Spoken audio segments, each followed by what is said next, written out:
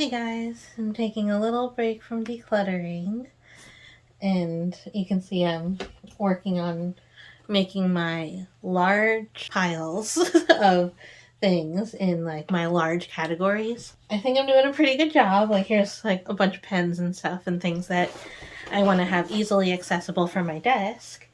But I thought I would do a response video to Clutterbug's video called The 10 Biggest Decluttering Lies. It's a great video. It's like an hour-long video with real people who are decluttering with real problems and real issues that she addresses with each of the lies. I just wanted to go through the different lies and say the words of wisdom that she shared and the words that I needed to hear. First lie is decluttering is wasteful. So the idea behind this is just that, like, if you get rid of stuff, like, then that's going to go like in the trash, and then like that's like what a waste of that good item, right? So the really like the probably the most interesting thing she said in the whole video that like really got to me was, your home is not an alternative graveyard for the landfill. So I am like totally okay with like getting rid of things and like passing them on to other people. But if I am afraid that something's going to end up in the landfill, then I feel like a lot of twinges of guilt. And so sometimes I'm like, okay, I can keep that and turn it into something instead of it going to the landfill. And when she said like your home is just not like an alternative to that, because if something's just sitting in your home and it's not being used, then it might as well be in the landfill. So like that really got to me. And I've been thinking like, I've saved what I can save from the landfill, and now the rest can go on. And especially with books and things, because like I get a lot of pages out of books that I want for my journals and for like my cards and stuff. And then I still have like the binding and other pages, and I'm like, oh, I could use this instead of having to get other books or other papers and stuff. And it's just not good for me. So hearing those words that like your house is not an alternative to the landfill like really got to me, and I was like, yes, I'm gonna keep on going after that and trying to be better at like not letting the guilt of things going to the landfill like rule my life too much. The second biggest decluttering lie that she shared is, I just need to get organized. I do feel like I fall victim to this lie. I tell myself like, I don't have too much stuff, I just need to organize it, and I don't feel motivated to organize it, that's all. But what I needed to hear is, that may be true. Maybe you can keep all of your things and just organize them, and that's fine. But you don't have the time, you don't have the space, you don't have the money, and you don't have the motivation to just organize everything. And that's the decluttering is going to help you organize. So that was the tidbit I got from that. Obviously I'm putting a lot of effort into organizing my things to make it more accessible, more useful, and like readily available for me to actually use them. But like I am having the mindset of like, these are things that I need to use, and if I don't use them, they have to go away. So I think that's really helping me. Lie number 3 is, I might need this one day. So I do fall victim to this a little bit, less so for life things. I'm less so like keepy with those kind of things, but for crafty things, crafted things, all of those things, I'm like, oh, I might need this for a baby book, or I might need this for like a bee themed journal. I'm really bad at that. A tidbit that she shared is to break up your declutter into manageable parts, to like manageable sections and pieces, instead of trying to like, oh, I have to declutter all of my craft supplies. Be like, okay, I just need to declutter this shelf, or I just need to declutter this closet, or I just need to declutter all of my pens, or something like that. If you break it down into more manageable parts, then it's not going to be as overwhelming. You are guaranteeing that you're not using your space or potentially your things if you cannot find them right now. You have control over right now and less so over the future. Something that I was thinking about yesterday, I had like a mini breakdown about, just life things and like what's going to happen in the future. And then I had this moment of clarity that I was like really stuck on, and I kept on thinking about it. And that is, it is a lot of people's natural reaction to, instead of making a decision and just choosing A or B, to waffle back and forth and then blame everyone and everything else for why they're waffling back and forth. And I feel like I've been on both sides. I've been a victim of being blamed for being the reason why someone waffles back and forth about not making the decision. And I've definitely been the waffler and blamed other people and other things and other reasons, and like just, and like even my mental health for not making a decision. Remembering that that's like a natural thing and nobody's like actually mad at me for being the reason why they can't make a decision.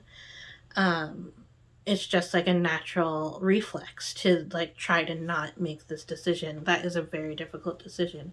And it's okay that decisions are hard to make because you don't have a crystal ball and know whether or not you will need this in the future, or if you'll be able to afford to get a new one, or if they'll stop making them in the future.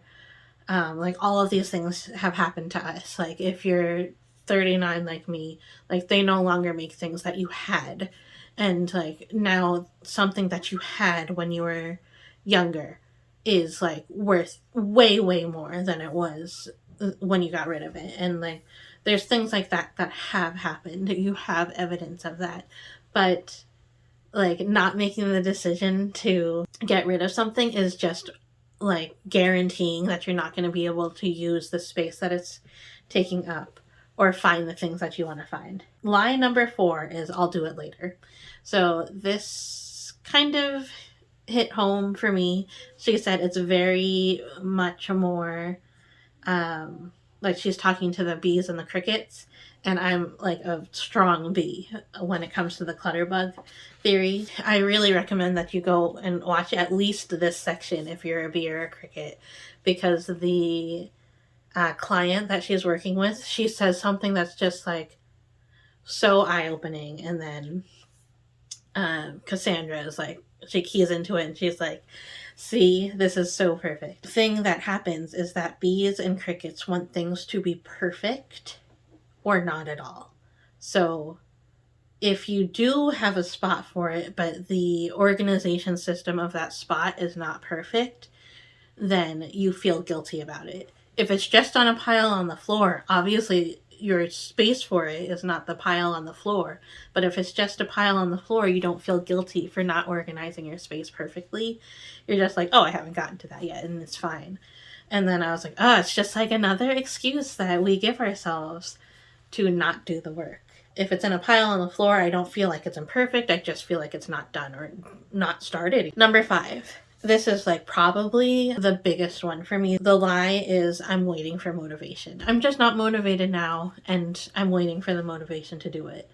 And I struggle with this one so much because I have such a struggle with mental health, especially with mental health when it comes to space and the space that I am allowed to be in and the space that I'm allowed to take up. I have never really felt like I was allowed space completely to myself from when I was really little. Like having space completely to yourself when you're one of 7 children, like not gonna happen. The way my brain works, I needed a lot of quiet, and I needed things to like, I needed to not see things, and I needed things to be like blocked off from me, and like I was not permitted that, and like that was not very good for me. When I think about space, then like all those mental health bad emotions come back to me.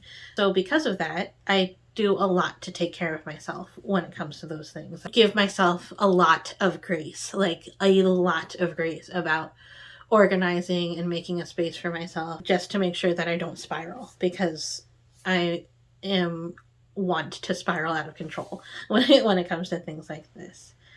But the thing that she said is like making your own little bit of motivation. It doesn't have to be a ton, but you can make your own little bit of motivation can start a lot of momentum. And when I have momentum and I start to do things, I can still take care of myself. I can stop at any time of the day. If I am like, oh, okay, I want to go through all of my pens today and declutter them and all of my pens and markers and just like end up with just the pens and markers that I want to do today. And then I get to my pens and markers, I do it for 2 minutes, and I'm like, I can't do this today. It's too much. I can still take care of myself and stop the bad thoughts and stop the actions that are causing the bad thoughts, even if I have momentum. Maybe tomorrow I'm able to do it for 3 hours. Instead of thinking of like, oh, I'm going to build up and be able to get good, you have these cycles. Some days you're going to have so much energy, you're going to be so high energy, and the next day you're going to be really low energy. And you can't always predict that, but like the more you listen to your cycles, the more you're going to get better at predicting that. So, yeah, so you can still give yourself grace and take care of yourself even when you have that momentum and motivation going on. Is any of this making sense? I hope so. Sixth lie that we tell ourselves about decluttering is I can't afford to replace it. I don't fall into this one as much, but my husband very much does. I did not grow up in a scarcity mindset, but he did. And so like we often have to like navigate that in a special way. So like I don't really know how I feel about it now. Like I often am just like it is better for us if it is causing us pain to have it now. It is better for us to get it later and find a way to get it later. But like I don't know if I'm quite ready to talk about this yet because having to replace things, it's like also very traumatic. Number 7 is I don't have time. Okay, so I do have time, so I don't fall into this now, but I have fallen into it at other times in my life. But something that's really big is clutter is costing you time. Like, I have never felt this more than recently. Like, if I want to just sit down and make my journals, if I want to sit down and paint a painting, I can't do it because there's too much clutter and I have to like go through all my stuff to get the materials and the tools that I need to do my painting. And then I have to like clear off everything so that I have a space to do it. And I know that I am costing myself more time.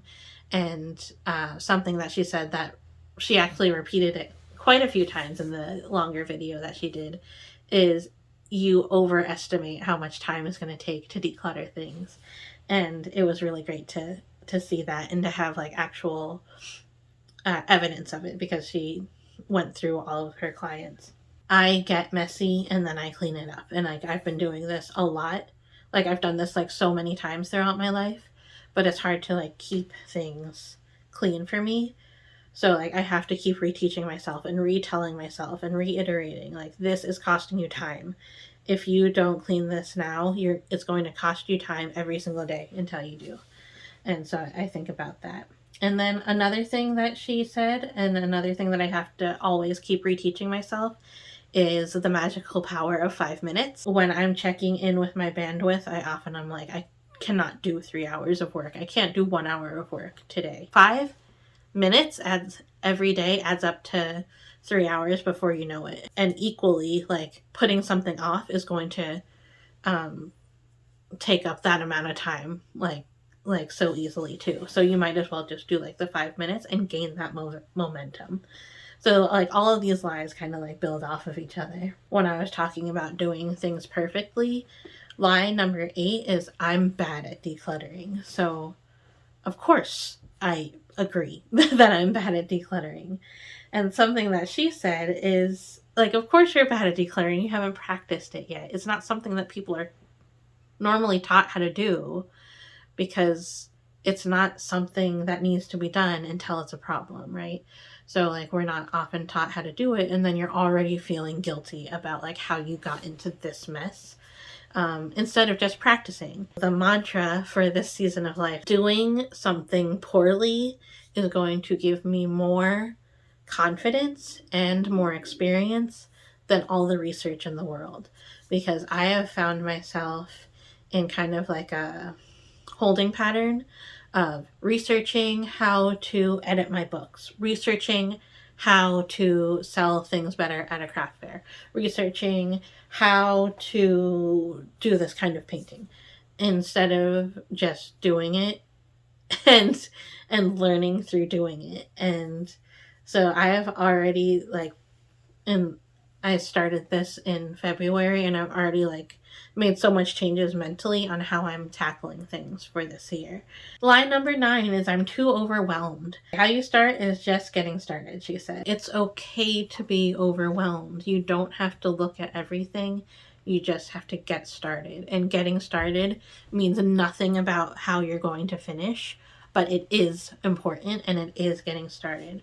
So she said to not look at the mountain that's in front of you, the mountain that you have to traverse, but just look at your feet and just take the first step. Once you take the first step, you can look at your feet and take the second step and just keep on taking steps, and eventually you'll be at the top of the mountain. And then the last lie, which there's actually a bonus lie, but the last lie is line number 10, which is kind of came out of left field for me, but it's super true. It's super duper true for a lot of people. And that lie is I don't have a shopping problem.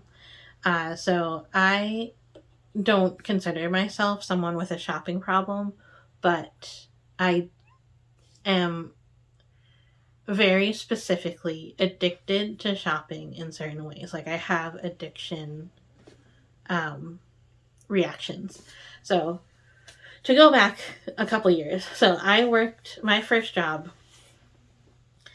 I worked in a mall, and I worked in that mall for like 3 to 4 years, and I was there every single day. So for some of that time, I was working 6 days a week, and the mall was small, and there's only a couple of little stores in that mall. There's like Maurice's, and there's Bath and Body Works. I have a Maurice's credit card, and I have an addiction to Bath and Body Works. And I'm not blaming my situation, but that's just like something that happened. Like, so with Maurice's, I've was able to like monitor how much I spend at Maurice's, because I'm like not going to that mall anymore, and I'm not going, like, people don't talk about Maurice's as much, but people talk about Bath and Body Works a lot. And I had to do like a hard stop. If you knew me back then, you know that I was going to Bath and Body Works basically every day. I was smelling all the scents. I was like calculating when the best sales were, and that's when I was getting the stuff. And like I was on their mailing list, so I was getting free products all the time, and like so it was not good. But then when I moved from there and I stopped working at the mall, I had to do a hard stop on buying from Bath and Body Works. I was like, this is out of control, and I know I have a problem. And it's not so stupid because it's Bath and Body Works. It's not like a drug, and it's not like affecting my body, but like it did, because I remember there was a time, like maybe like 8 months after I stopped, I did that hard cold turkey stop on Bath and Body Works, is I watched a video from Elle Fowler, All That Glitters 21, from back in the day. But she was just talking about leaf scent from Bath and Body Works, and I had a physical reaction. Like I could feel like the pull like in my guts. Like I was like, I want this so badly. It wasn't going to add like basically anything to my life, but I was like, I want a candle with leaf scents, and I want a lotion that smells like nice and fall and girly, and like it. And I was like, always like these kind of things make me feel good. So like there's not a reason to not do it, but like I wasn't realizing that it was an addiction, which was definitely made a lot worse by doing YouTube, which is why I've stopped doing a lot of that kind of content that I did. But oh boy, yeah, so I definitely, like, that was my first idea that I had like any sort of shopping problem. And just recently, I mean, this is something that I've already known, but like, this is something that I felt recently. I've been like, for just like some outside things, I've been dysregulated and I've been like very stressed. Like, my emotions have been pretty stressed and frazzled. And the past couple of days, I've been feeling pretty bad. And I was like, I know I just need to shop and I'm going to feel better. And I did. I bought a couple of like organization things and a string of neon lights. And I was like, okay, now I feel a lot better now. And it's hard because like I know that that's going to make me feel better, but I also know that I'm buying out of addiction and not out of like need and like budgeting. Like I didn't budget for those things, but I'm okay. That was little and that's okay. Like sometimes you can splurge. I have more paper pads than I know what to do with, and like that is from having a shopping problem because like I feel like I really want it, and like I like there's something missing that I don't have until I get it. And I cannot believe I'm saying this because it's like it's embarrassing to admit that you have this kind of problem. But like I do, and a lot of people do. And I was like, I want to create with those things and I just want that, and like it's gonna make my life so much easier if I have that paper pad that has moons on it, which is like kind of true. Like there's some truth to that. It has made my life easier. I've made a lot of journals out of that moon paper, but like the feeling that I got, that's the part that is the embarrassing part. And then number 11, which was the bonus, is a messy home doesn't bother me. I think that we all kind of fall into that because like I'm still functioning, right? And my home's messy. I'm still functioning. I'm still living among the mess, and I'm still doing my crafts. But like it was just so much harder, and you're putting just so much of an obstacle between you and your happy life. And I think a lot of these lies are things that I have learned from. So hopefully, if you haven't heard these things in the past and you're hearing it here for the first time, uh, check yourself. And I recommend watching that video. If you are a fan of Clutterbug and that's what brought you here, hi, I'm a bee, and I am trying to find a way to visually organize all my things, and I'm getting there. And I am on a journey right now to make myself a craft room that is usable and functional for me, and I am already feeling so good about it, even though I am in the messy middle. And if you have any tips or tricks for me, please leave them in the comments below. I'm happy to hear anything, any suggestions that anyone has. If you want to see my journey, please subscribe to my channel. I'm halfway through, but I have lots of videos to come and lots of videos that I've already posted. So please, please give me some love. Like this video if you've made it this far. And thank you so much for watching. I'll see you next time. Bye!